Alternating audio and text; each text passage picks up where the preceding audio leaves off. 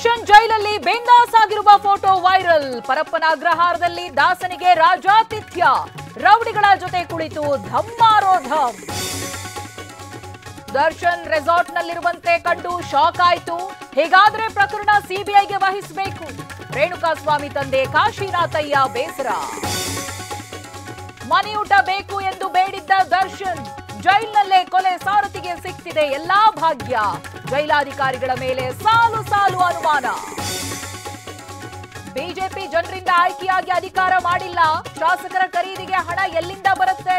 ಸಚಿವ ಈಶ್ವರ್ ಖಂಡ್ರೆ ವಾಗ್ದಾಳಿ. ರಾಜ್ಯ ರಾಜಕಾರಣದಲ್ಲಿ ಆಪರೇಷನ್ ಬಿರುಗಾಳಿ. ಆಫರ್ ಬಗ್ಗೆ ರವಿ ಗಣಿಗ ಹೇಳಿಕೆ ಬೆನ್ನಲ್ಲೇ ದೂರು.